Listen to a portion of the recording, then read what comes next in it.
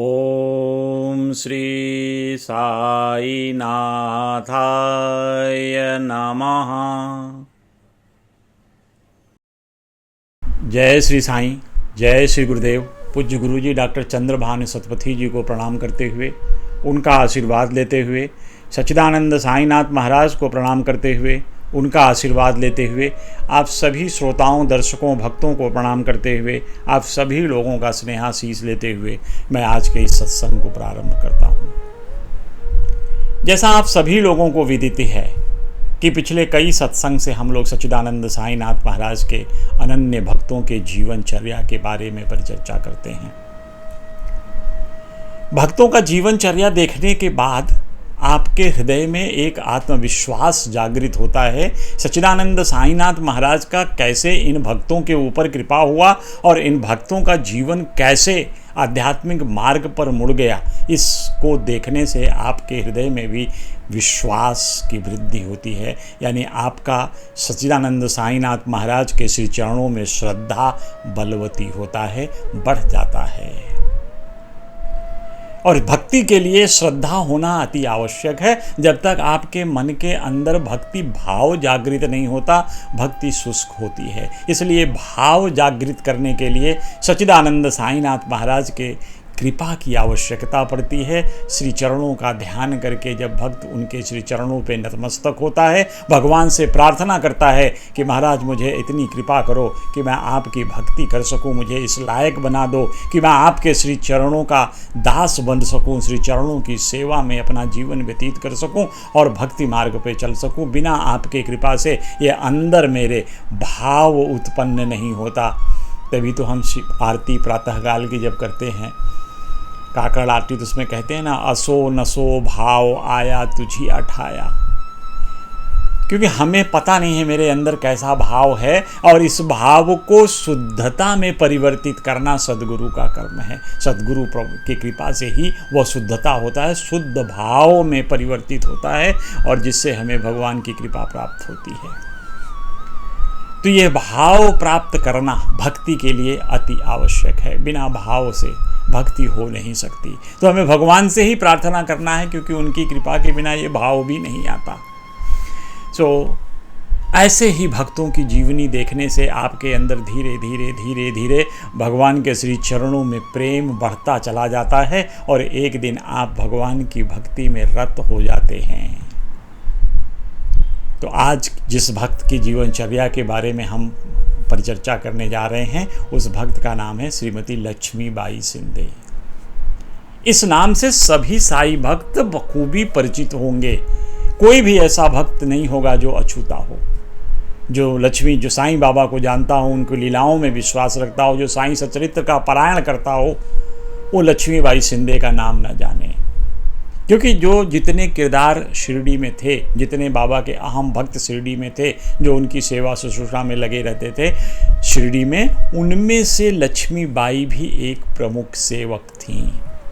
सच्चिदानंद साईनाथ महाराज की अनन्य भक्त थीं। लक्ष्मीबाई सिंधे का जन्म एवला के आसपास एक गांव में हुआ था। उन दिनों जैसे बाल विवाह का चलन था, तो लक्ष्मीबाई सिंधे भी इससे अछूती नहीं रहीं। इनका भी विवाह इनके उम्र के 13वें साल में ही हो गया। इनकी शादी शिरडी के श्री तुकाराम पाटिल सिंधे जी के साथ हुई थी। उन दिनों सिंधे जी रेवेन्यू ऑफिसर थे ब्रिटिश सरकार में, और अपने गांव के यह मुल्की पाटिल भी बने, क्योंकि ब्रिटिश सरकार ने यह उनको ओहदा दिया था। अवार्ड जिसको कहते हैं, ये पदवी कंफर्म की थी इनके ऊपर। इनको गांव का मुल्की पाटिल भी बनाया था। तो ये बड़ी ही जिसको यूँ कह सकते हैं आज के आम भाषा में कि मुल्की पाटिल मतलब विलेज ऑफिसर। तो इनके साथ जब शादी हुआ, शादी हो करके श्रीमती सिंधे शिरडी आ गई।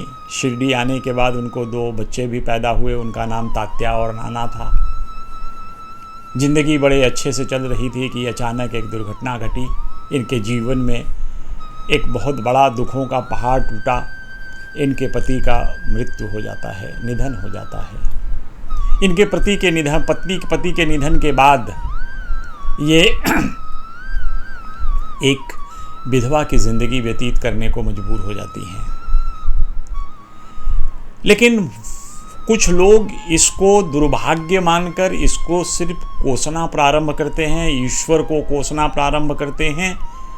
लेकिन कुछ लोग इसको जैसे जो भी ईश्वर की कृपा से प्राप्त जो भी संकट आया है, जैसी भी परिस्थिति में हमें ईश्वर रखते हैं, उन परिस्थिति में भी ईश्वर की कृपा से हम बहुत कुछ अच्छा कर सकते हैं, बहुत कुछ कर सकते हैं। जीवन चूँकि एक ऐसा ईश्वर का उपहार है कि इस जीवन में मुझे अपने जो भी मनुष्य योनि मिली है, एक तो बड़ी मुश्किल से मनुष्य योनि मिलती है, बड़े भाग मानुष तन पावा, सो दुर्लभ सुत संत ही गावा। तो ये बड़ा मुश्किल से मनुष्य तन मिलता है। कठिनाइयाँ सबके जीवन में आती हैं, परेशानियाँ सबके जीवन में आती हैं, दुख सबके जीवन में आता है। अपने प्रारब्ध के अनुसार सब चीज़ जीवन में क्रमशः आती जाती रहती हैं।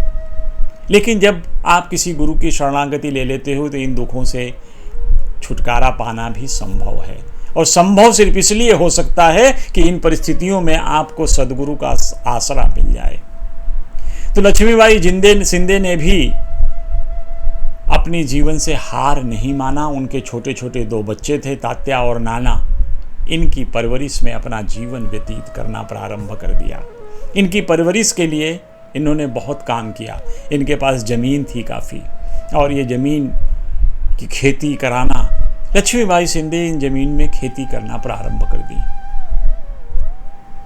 और इन खेती से इनको काफ़ी कुछ फ़ायदा होने लगा। और इनका प्रयास देख करके ब्रिटिश सरकार के लोग भी काफ़ी प्रभावित हुए और इनको फिर से गांव की मुल्की पाटिल, जो इनके पति थे, मुल्की पाटिल की पदवी दे दी गई। अब मुल्की पाटिल की जब पदवी मिली तो इन्होंने इतने मेहनत के साथ, इतने लगन के साथ विलेज ऑफिसर की जो नौकरी थी, जो उनके ऊपर दी गई थी रिस्पॉन्सिबिलिटी, उसको इतने मेहनत के साथ किया कि ब्रिटिश सरकार इनसे बहुत प्रसन्न हुई। और इस प्रसन्नता से ब्रिटिश सरकार ने इनको स्टाइपेंड देना प्रारंभ कर दिया। तो इस तरह से इनका जीवन आगे व्यतीत होता चलता गया। और फिर जब सद्गुरु की कृपा होती है, जब सद्गुरु का बुलावा आता है, तो ये बाबा के शरणागति हो जाती हैं, बाबा के शरण में जाती हैं और बाबा के साथ रहने लगती हैं। बड़ी कृपा थी इनके ऊपर सच्चिदानंद साईनाथ महाराज की। जैसा हम सब लोग जानते थे कि ये बड़ी कुलीन महिला थी, इनको बहुत ज़्यादा पैसे की आवश्यकता नहीं थी। ये रात दिन बाबा के मस्जिद में बैठ करके उनकी सेवा किया करती थी। सेवा का आलम ये था कि बाबा की जो द्वारिका माई की सीढ़ियाँ थी, रात के समय अगर किसी को चढ़ने का अधिकार था तो अधिकार था तात्या पाटिल को और महालसापति को। इनके अलावा लक्ष्मीबाई को ही यह अधिकार प्राप्त था कि रात के समय भी सीढ़ियाँ चढ़कर द्वारिका माई की सफाई कर सकें। एक दिन की बात है, लक्ष्मीबाई ऐसे रोज़ की जैसे रूटीन सफाई करती हैं, उसके लिए जब आई शाम को बाबा के पास, तो बाबा ने कहा उनको, बाबा को उन्होंने नमस्कार किया और बाबा के पास बैठ गई चरणों में। तो बाबा ने कहा, अरे लक्ष्मी, आज मैं बहुत भूखा हूँ। तो जिससे कोई अपने गुरु से ऐसे वचन सुनता है कि गुरु ये कहता है कि मैं बहुत भूखा हूँ, तो भक्त तो तुरंत भागता है उल्टे पांव जाकर के, जो भी रूखी सूखी घर में बना सकता है वो बना करके अपने गुरु को अर्पित करता है। तो लक्ष्मीबाई के साथ भी यही हुआ, वो उल्टे पांव लौट गई। जैसे सच्चिदानंद साईनाथ महाराज ने कहा कि अरे लक्ष्मी, मैं बहुत भूखा हूँ, तो लक्ष्मीबाई सीधे वापस गई अपने घर निवास स्थान पे, और निवास स्थान पे जाकर रोटी और सब्जी, साग कहते थे उस समय, तो रोटी और साग बना करके ले आई और बाबा को उन्होंने भोग लगा दिया, अर्पित कर दिया। सच्चिदानंद साईनाथ महाराज उस थाली से भोजन ग्रहण नहीं किए, बल्कि पास में एक कुत्ता बैठा था, उस कुत्ते को उन्होंने थाली का भोजन दे दिया और बड़े प्रेम से कुत्ता खाने लगा। यह देख करके लक्ष्मीबाई के हृदय में बहुत गुस्सा आने लगा कि बाबा, तुम यह क्या किए? तुमने कहा कि तुम भूखे हो, मैं तुरंत भाग करके गई, इतनी परिश्रम से इतने परेशान हो करके मैं रोटी साग बना कर लेके आई कि साईं मेरा भूखे हैं, मेरे गुरुदेव भूखे हैं, मैं उनको भोजन करा दूं, उनकी क्षुधा तृप्त कर दूं। लेकिन ये क्या, आपने तो कुत्ते को डाल दिया। तो सच्चिदानंद साईनाथ महाराज, आपने मुझे इतना कष्ट क्यों दिया कि मैं भागते हुए गई और आपके लिए खाना बना कर ले आई। तो सच्चिदानंद साईनाथ महाराज ने कहा कि अरे लक्ष्मी, तुम शोक क्यों करती हो अनावश्यक रूप से, तुम दुखी मत हो। देखो, कुत्ते की भूख को शांत करना मुझे तृप्त करने के बराबर है। कुत्ते को भी तो आत्मा है, हर जीव में आत्मा होता है।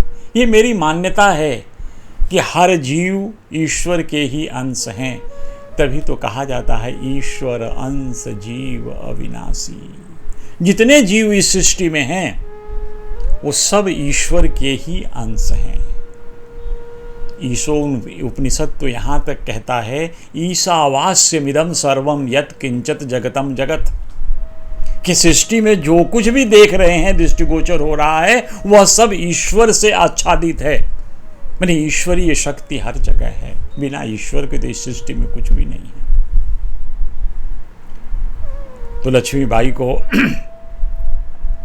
अपनी गलती का एहसास होने लगा।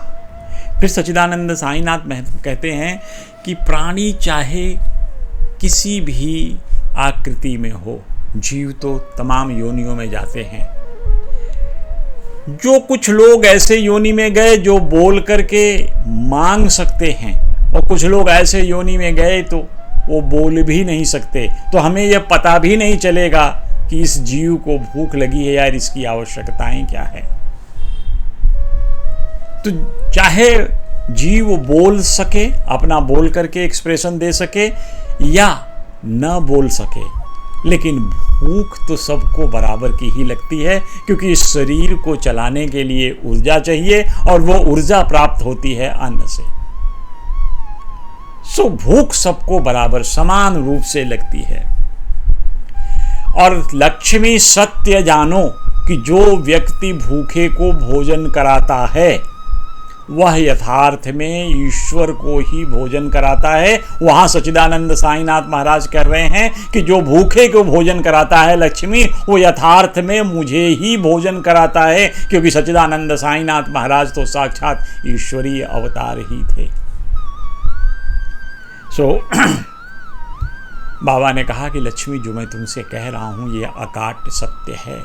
भूखे को भोजन कराना ईश्वर को भोजन कराने के समतुल्य, या भूखे को भोजन कराओ तो वो मुझे भोजन कराने के समतुल्य। जीव कोई भी हो, चाहे वो बोल सकता हो ना बोल सकता हो, पर यदि उसको भोजन कराते हो भूखा है और इसका आभास आपको होता है और आप भोजन देते हो तो ईश्वर को समर्पित है। ये कितनी बढ़िया घटना थी। यहाँ पे सच्चिदानंद साईनाथ महाराज ने एक छोटी सी घटना से कितनी अच्छी सीख दी। हमारे जीवन में एक्चुअली जब भाव आता है ना, भाव इसी को कहते हैं, अंग्रेजी में एक शब्द है एम्पैथी। दूसरे के दर्द को समझो। तो जब हम दूसरे के भूख को समझते हैं और हम उसे भोजन कराते हैं तो यह एक ईश्वरीय सेवा कहलाता है। बिना किसी की भावनाओं को कष्ट पहुंचाए यदि हम जीवन में कुछ कर पाते हैं, किसी की मदद और सेवा कर सकते हैं, तो यह ईश्वरीय सेवा होती है। कई बार हम अनजाने में या जानबूझकर भी हम ऐसा कर्म करते हैं जिससे दूसरे जीव की भावनाएं आहत होती हैं, और ऐसा कर्म करना सच में उचित नहीं होता। गोस्वामी तुलसीदास जी ने इसी पे लिखा, परहित सरिस धर्म नहीं भाई, पर पीड़ा सम नहीं अगमाई। कर्म ऐसा करो जिससे दूसरों का हित हो। यदि तुम ऐसा कर्म करते हो जो दूसरों के हितकारी होते हैं, उन कर्म को करने का मतलब तुम धर्म कर रहे हो, तुम धार्मिक कृत्य कर रहे हो, यानी तुम ईश्वर की सेवा कर रहे हो। जीवन में कभी भी ऐसा कर्म करने का प्रयास मत करना जो दूसरों को दुख पहुंचाते हो। जब कभी भी हमारे किसी कर्म से दूसरा आहत होता है तो ये हमारे लिए पाप कर्म कहलाता है, अधार्मिक कृत्य कहलाता है। ये सद्गुरु भी इसको मना करते हैं, ईश्वर को भी दुख होता है। इस घटना का प्रभाव लक्ष्मीबाई के ऊपर इतना पड़ा कि लक्ष्मीबाई अब नित्य प्रतिदिन बाबा के लिए दूध रोटी साग बना करके रोज लेकर आने लगी। और सच्चिदानंद साईनाथ महाराज का कृपा तो देखिए कि लक्ष्मीबाई द्वारा लाया हुआ भोजन बाबा रोज ग्रहण करने लगे। लक्ष्मीबाई तो काफ़ी खाना बना कर ले आती थी, सच्चिदानंद साईनाथ उसमें से एक आध भाकरी खा लेते थे, कुछ वो राधा कृष्ण माई के लिए भेजते थे। अब राधा कृष्ण माई के आश्रम में लक्ष्मीबाई ही खाना लेकर जाती थी और जो इन दोनों को देने के बाद बच जाता था लक्ष्मीबाई उससे खा करके अपना उदर पोषण करती थी। यह भक्ति भाव सामान्य नहीं था। जब गुरु के लिए नित्य कर्म करने लगते हैं, जब गुरु के लिए कुछ मन में भाव उत्पन्न होता है तो भक्ति अपने आप जागृत हो जाती है। तो लक्ष्मीबाई इसी भक्ति के कारण महान भक्त लक्ष्मीबाई बन पाई। हमारे हृदय में भी ऐसे भाव उत्पन्न होने चाहिए। अब आप इसमें एक दूसरा वर्जन देखिए, दूसरा पहलू देखिए। हम भगवान को प्रसाद चढ़ाते हैं, जब पूजन करते हैं तो भगवान को भोग अर्पण करते हैं, प्रसाद अर्पण करते हैं और बाद में जब भगवान को अर्पित हो जाता है तो उसे प्रसाद समझकर खाते हैं। यहाँ सच्चिदानंद साईनाथ महाराज जब भोजन ग्रहण कर लेते हैं, उसमें से एक भाकरी ले लेते हैं तो यह उच्छिष्ट प्रसाद हो जाता है, भगवान द्वारा खाया हुआ प्रसाद। ये बड़े भाग्यशालियों को ही मिलता है। हमारे तो गुरुजी जब आते हैं यहाँ पे और सब लोग बैठते हैं, जब गुरुजी खाना खा रहे होंगे हैं तो सब लोग तरह तरह की सेवाएं करते हैं, लेकिन जब गुरुजी चले जाते हैं तो उनके थाल में जो भी बचता है उसको सब भक्त हम लोग आपस में बांट करके पाते हैं। एक एक टुकड़ा भी मिल गया उस थाली से तो भाग्य समझते हैं। यह गुरु के प्रति आपका प्रेम प्रदर्शित करता है। प्रेम होना, भाव होना, शुद्ध भाव होना, यह आवश्यक है भक्ति के लिए। जब तक आप श्री गुरु के लिए आपके मन में भाव जागृत नहीं होता, भक्ति का मजा नहीं आता। भक्ति चरम पे जा ही नहीं सकती।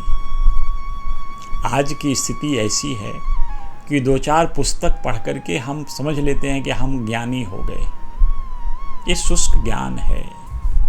शुष्क ज्ञान से भक्ति मार्ग पर नहीं जाया जा सकता और ना तो शुष्क ज्ञान से ईश्वर की प्राप्ति होती है। शुष्क ज्ञान में जब तक भक्ति का इनपुट नहीं होगा, जब तक आपके अंदर भाव जागृत नहीं होगा, ऐसे ज्ञान मार्ग से भी ईश्वर को प्राप्त किया जाता है। लेकिन उस ज्ञान मार्ग पे चलते चलते जब आप समझने लगते हो ईश्वर के गुण दोषों को, जब ईश्वर को समझने का प्रयास करने लगते हो तो ईश्वर के प्रति आपके हृदय में प्रेम जागृत हो जाता है। जब प्रेम जागृत होता है तो भक्ति भाव भी जागृत होती है। जब शुद्ध भाव आ गया तो भक्ति अपने आप आ जाती है। यानी ज्ञान मार्ग से भक्ति मार्ग होते हुए ईश्वर की प्राप्ति करना। दूसरा रास्ता भक्ति मार्ग से सीधा है। जब भक्ति मार्ग पर भगवान के लिए आपके हृदय में भाव जागृत होने लगे तब ईश्वर को प्राप्त करना असंभव नहीं है, मुश्किल भी नहीं है, क्योंकि ईश्वरीय ज्ञान फिर प्राप्त करते हैं। जब आप भक्ति मार्ग से ईश्वर को जानने का प्रयास करते हैं, उनकी सेवा करते हैं, तो ऐसे में जो ज्ञान प्राप्त होता है वह भक्ति मार्ग से वो विशुद्ध ज्ञान जो ईश्वर प्रदत्त करते हैं। दूसरी तरफ शुष्क ज्ञान जो आप पढ़कर प्राप्त करते हो। तो जो शुष्क ज्ञान है उसमें भक्ति भी चाहिए, आपकी श्रद्धा भी चाहिए। जब वो जुटती है तब आपको भक्ति आने लगती है। सच्चाई में देखा जाए तो भगवान की भक्ति किए बिना उनको प्राप्त करना मुश्किल ही है। तो इसलिए भक्ति भाव भक्ति मार्ग को हम लोग मेरा पर्सनल मानना है कि भक्ति मार्ग के लिए आपको बहुत करने की आवश्यकता नहीं है। सिर्फ भगवान में आस्था रखते हुए, उनके श्री चरणों में विश्वास रखते हुए उनकी सेवा करना है। कई बार प्रश्न उठता है, लोग पूछते हैं सेवा का मतलब क्या है। तो सेवा का सिद्ध यही मतलब है कि यदि जीवित गुरु हैं तो उनको जैसी उनकी आज्ञा वैसे करते जाइए। नहीं तो सच्चिदानंद सरीखे सदगुरु के दिखाए रास्ते पे चलने मात्र से ही, या आपके सदगुरु के दिखाए चलने मात्र पे भी श्रद्धा के साथ, विश्वास के साथ यदि उस मार्ग का अनुसरण करते हैं, उस पे चलने का प्रयास करते हैं, तो यह भक्ति अपने आप आपके हृदय में प्रस्फुटित हो जाएगी। तो इसी प्रकार से यहाँ पे लक्ष्मी बाई और उनके साथ साथ राधा कृष्ण माई, इन दोनों को बाबा ने जो उच्छिष्ट भोजन प्रदान कराया, उसका पुण्य इनको मिलता गया। वो भाग्य था, प्रबल भाग्य जब होता है तब उच्छिष्ट मिलता है ईश्वर का, और जब उसी प्रेम भाव से उच्छिष्ट ग्रहण कर लिया जाए तो उस भाग्य की कोई तुलना नहीं कर सकते। जैसे सच्चिदानंद साईनाथ महाराज ने कहा कि कुत्ते को भोजन कराना मुझे भोजन कराने के समतुल्य है, यह एक बहुत बड़े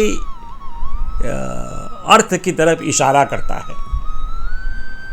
यह हमें समझाने का प्रयास कर रहा है, इससे भाव निकलता है कि सच्चिदानंद साईनाथ महाराज खुद सब जीवों में व्याप्त हैं, क्योंकि ईश्वर व्याप्त होता है, ईश्वर के अंश ही सब जीव हैं, और साईनाथ महाराज साक्षात ईश्वर के अवतार थे। इसलिए यह द्योतक होता है कि सद्गुरु का निवास हर आत्मा के साथ है। इसीलिए सद्गुरुओं को सर्वव्यापी कहते हैं, और सद्गुरु सब जन्म मृत्यु से परे है। शरीर की तो मृत्यु होना स्वाभाविक है। जब भी सद्गुरु कोई, हम जो सच्चिदानंद साईनाथ महाराज के गुरु शक्ति थी वह सब में विद्यमान है, और यही एक ऐसी चीज़ है, आप यूँ इसको दूसरी तरह से समझ सकते हैं कि यदि आप सद्गुरु के साथ जुड़ गए हैं तो आपके हृदय में होने वाला स्पंदन का एक तरंग तो सद्गुरु को अवश्य छूता है। इसलिए आपके हृदय में जो भी गतिविधि हो रही है, जो भी भाव उत्पन्न हो रहे हैं, वो सद्गुरु को मिल रहे हैं। सामान्य से तया समझ सकते हैं इसको। सद्गुरु इसीलिए सर्वव्यापी होता है, और सद्गुरु आपके हृदय को, गति को जानता भी है। आपकी आवश्यकताओं को आपको बिना बताए सद्गुरु उसको समझ लेते हैं, और तदनुरूप वो कार्य भी करते हैं। दूसरी कथा लक्ष्मीबाई के लिए हम लोग कह सकते हैं कि लक्ष्मीबाई को आप लोग देख रहे हैं, शिरडी में इनका घर है। अभी भी शिरडी में इनके घर में एक मंदिर बनी हुई है, और उस मंदिर की सबसे बड़ा जो आकर्षण का केंद्र होता है वो बाबा के द्वारा दिए गए लक्ष्मीबाई को 9 रुपए की दक्षिणा। अब ये 9 रुपए की दक्षिणा का ऐसा था कि सबको पता है कि सच्चिदानंद साईनाथ महाराज 15 अक्टूबर 1918 को समाधिस्थ हुए थे, महासमाधि ली थी। उसके पहले सच्चिदानंद साईनाथ महाराज की तबीयत काफ़ी खराब थी। बाबा का लास्ट 5 दिन से भिक्षाटन भी बंद था, जबकि बाबा किसी भी हालात में भिक्षाटन नहीं छोड़ते थे। तो ऐसे में जिस दिन बाबा को महासमाधि लेनी थी, उस दिन 2 बजे के आसपास बाबा ने महासमाधि ली है। सो उस दिन सच्चिदानंद साईनाथ महाराज 12, साढ़े 12, 1 बजे तक उठकर बैठ गए, और ऐसा लगने लगा कि अब साईनाथ महाराज बिल्कुल स्वस्थ हो जाएंगे, क्योंकि बीमारी काफ़ी दिनों से थी। काफ़ी लोगों में एक विश्वास जागृत हो गया कि अब सच्चिदानंद साईनाथ महाराज बिल्कुल ठीक हो जाएंगे। काफ़ी इम्प्रूवमेंट दिखा, काफ़ी स्वस्थ नज़र आने लगे थे। तभी बाबा ने सबसे कहा कि भाई सब लोग चले जाओ और जाकर भोजन करो, फिर भोजन करके यहाँ आ जाना। लेकिन किसी का मन सच्चिदानंद साईनाथ महाराज को छोड़कर जाने के लिए था ही नहीं। कुछ लोग सीढ़ियों के पास बैठ गए, कुछ लोग दीक्षित जी के साथ दीक्षित वाड़े गए, भोजन करने लगे। बीच में बाबा ने जब महासमाधि ली, जब बाबा महासमाधि लेने लगे थे, तो लक्ष्मीबाई की सेवाओं को सच्चिदानंद साईनाथ महाराज सदैव स्मरण में रखे थे। लक्ष्मीबाई को बाबा ने बुलाया और उससे कहा कि मुझे कुछ देने की इच्छा हो रही है। ऐसे हालात में कोई क्या कह सकता है जो कुछ भी गुरु से मिल रहा है, बाबा ने देह त्याग से पहले दान करने की इच्छा प्रकट की। और बाबा ने अपने पॉकेट में हाथ डाला और जैसे ही हाथ डाला तो उसमें से उन्होंने 5 रुपये निकाला और 5 रुपये लक्ष्मीबाई को उन्होंने दान दे दिया। बाबा ने फिर से अपने पॉकेट में हाथ डाला तो 4 रुपये और निकाला और लक्ष्मीबाई को वो 4 रुपये भी दे दिए। यानी बाबा 2 बार में लक्ष्मीबाई को पहले 5 बाद में 4 यानी टोटल 9 रुपये दान में दिए। और यह 9 रुपये जो दान में दिए, इससे कई चीज़ें बाहर निकलती हैं। इसको तरह तरह से इंटरप्रेट करते हैं, इसको तरह तरह से समझने का प्रयास करते हैं। सामान्यतया तो 9 रुपये की जो दान बाबा ने किया है लक्ष्मीबाई को, वह माना जाता है कि ये नवधा भक्ति का द्योतक है। बाबा ने लक्ष्मीबाई को नवधा भक्ति प्रदान किया, ऐसा मानकर चलते हैं। ये संख्या 9 की थी। गीता के एक श्लोक के अनुसार यदि आप देखें तो श्रवणम कीर्तनम विष्णु स्मरणो पाद सेवनम अर्चनम वंदनम दास्यम साख्यम आत्मनिवेदनम, ये नवधा भक्ति लिखी हुई। श्रवणम कीर्तनम, श्रवणम जिसमें नवधा भक्ति का सबसे पहला भक्ति श्रवणम, श्रवण करना। श्रवण क्या करना? ईश्वर के अवतारों को, ईश्वर के गुणों को, ईश्वर के बारे में परिचर्चाओं का श्रवण करना, जहाँ कहीं भी हो रहा हो। संतों का जो पवित्र का कार्य है उनके बारे में जहाँ कुछ सत्संग हो रही उसको श्रवण करना, संतों के पवित्र वचनों को सुनना, गुरुओं के पवित्र वचनों को सुनना। तो श्रवण एक बहुत भक्ति मार्ग पर आपको ले जाने के लिए अपने आप में ही सक्षम है। श्रवण अगर आपके अंदर आ गया, ईश्वर की भक्ति, ईश्वर की लीलाओं का स्मरण करना, श्रवण करना और उसको नित्य प्रतिदिन मनन करना, चिंतन करना, निधिध्यासन करना, यह बाबा की अनन्य भक्ति की तरफ आपको ले जाएगा। बड़ा इम्पोर्टेंट है श्रवणम। श्रवण मतलब सुनने की आदत डालना। आजकल समाज में सुनने के लिए कोई तैयार नहीं है। आप सुनने बैठ जाओगे, मन कहीं और भागता रहेगा। यहाँ कथा सुनने के लिए बैठे हो, मन कहीं कुछ और कर रहा है, कभी किचन में चला जाएगा, कभी किसी और झगड़े की तरफ देखने लगेगा, कहीं न कहीं भागता ही रहता है। तो मन बड़ा चंचल है। जब मन को एकाग्र करके भगवान के बारे में, उनके अवतारों के बारे में, संतों की वाणियों को, ईश्वर की कृपा को जब श्रवण करते हैं तो यह श्रवणम भक्ति होती है। नवधा भक्ति की पहली भक्ति होती है। दूसरी भक्ति श्रवणम कीर्तनम।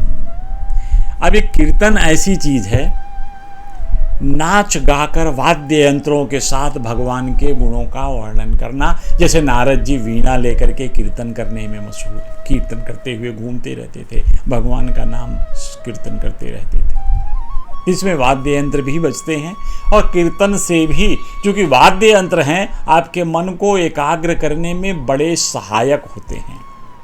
इसीलिए आप देखते होंगे कि भजन कीर्तन में अच्छे खासे ढोल मंजीरे इन सबों का प्रयोग होता है ताकि आपका मन एकाग्रचित्त होकर लग सके।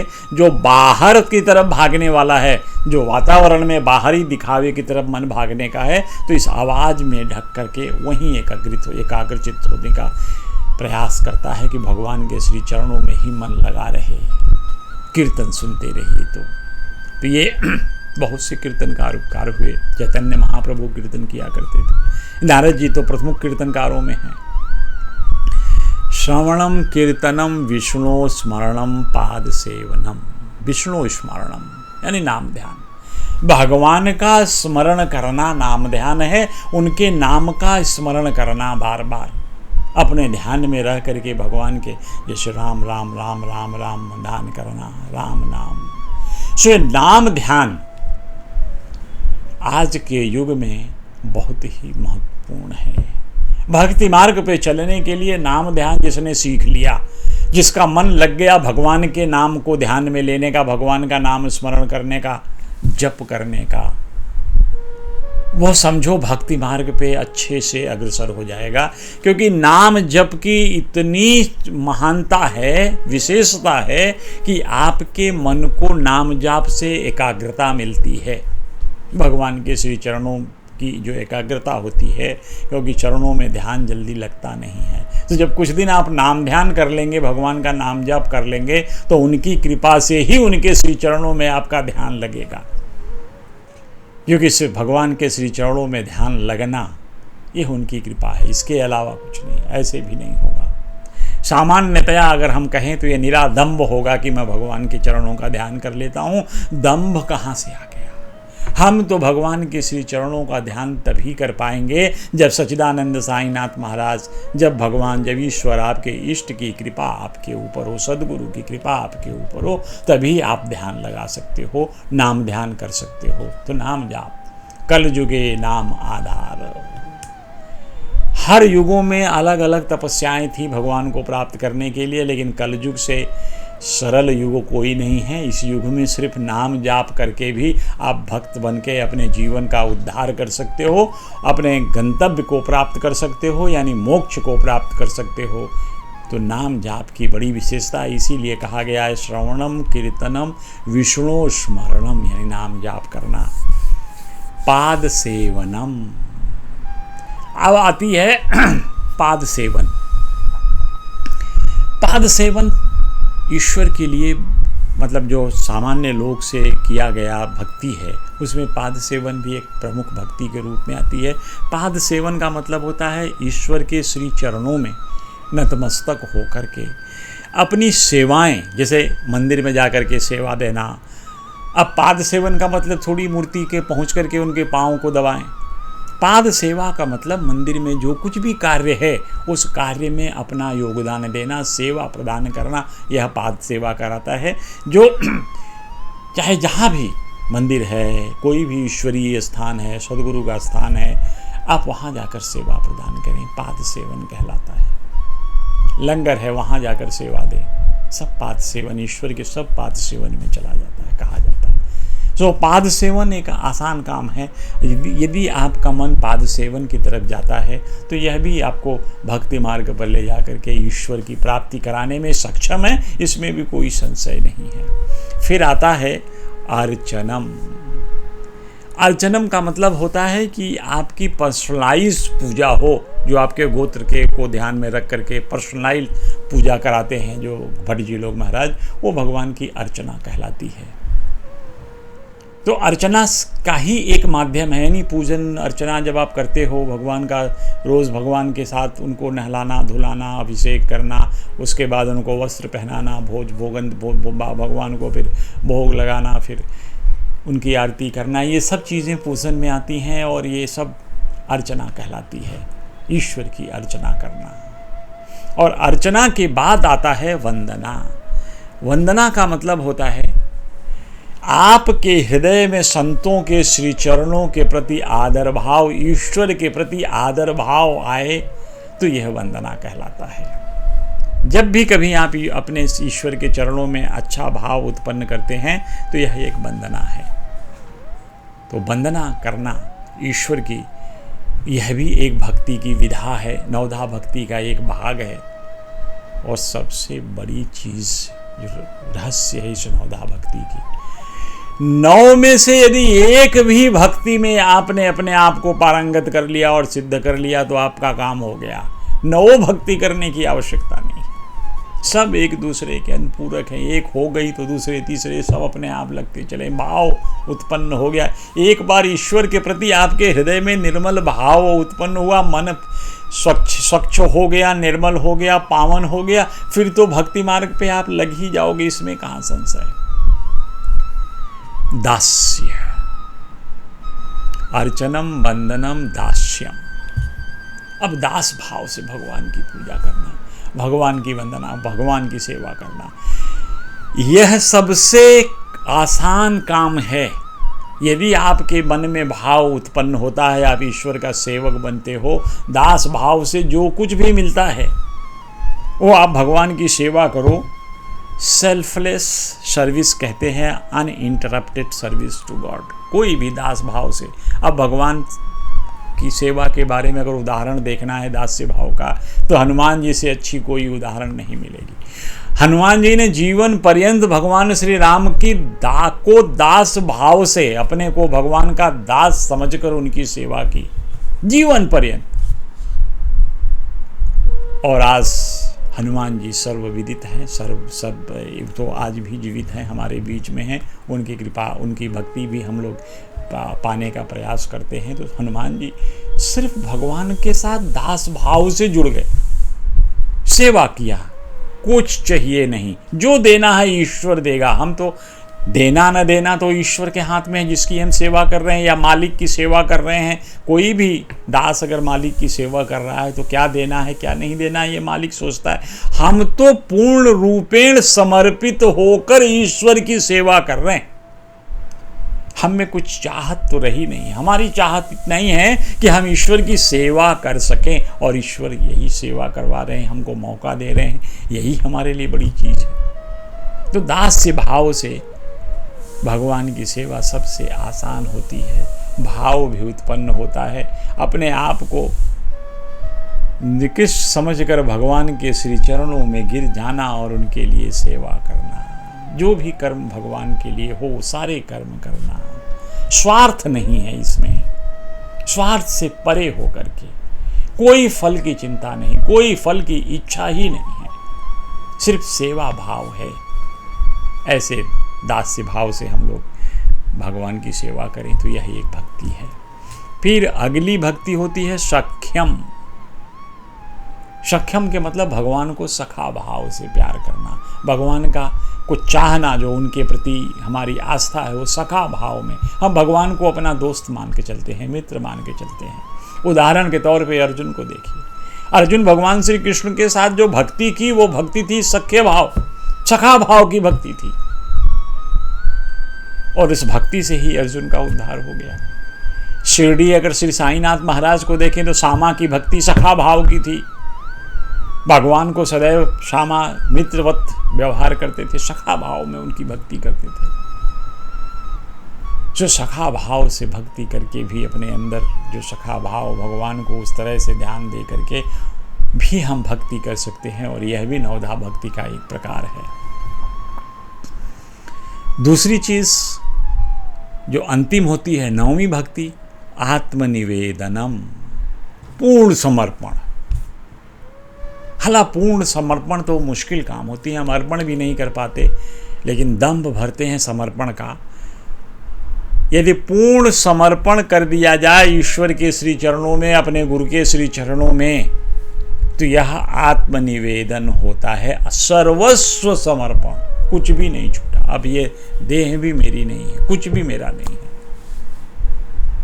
सो ऐसे भाव से इन 9 तरह की सब के भक्ति से यदि कोई एक भक्ति भी आप कर लें तो इस भक्ति से आप पार पा सकते हैं।